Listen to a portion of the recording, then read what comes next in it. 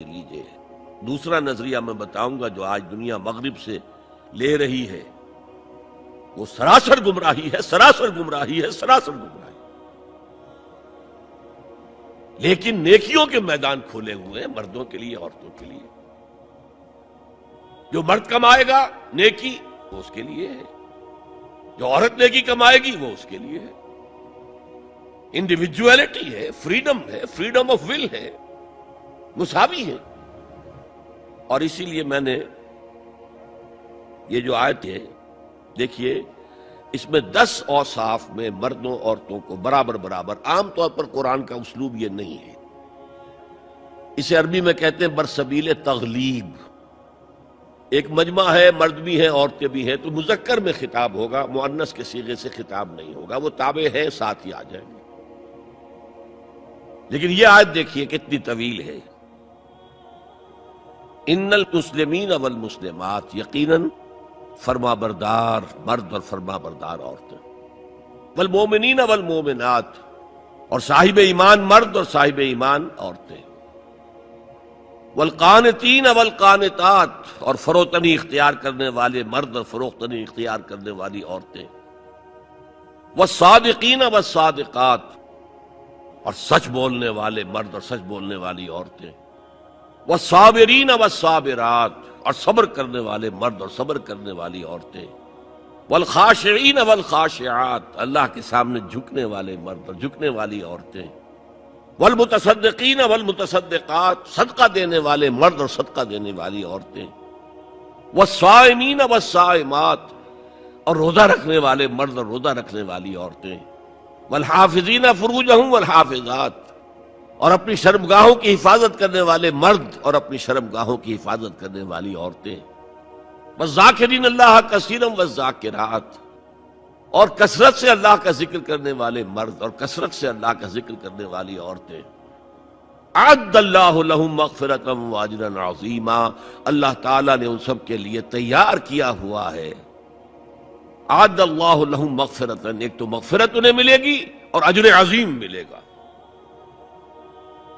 یہ ہے وہ تصور مساوات مرد و زن، کوئی اونچا نہیں کوئی نیچا نہیں۔ البتہ اب میں اگلے قدم پر آ رہا ہوں،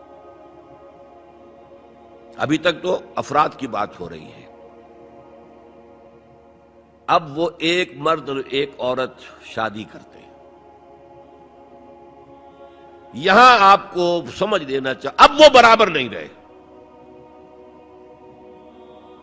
اس لیے کہ گھر بنانا ہے، خاندان کی بنا ڈالنی ہے، ایک ادارہ ہے، انسٹیٹیوشن آف فیملی ہے، اور کسی انسٹیٹیوشن کے دو برابر کا اختیار رکھنے والے سربراہ نہیں ہو سکتے۔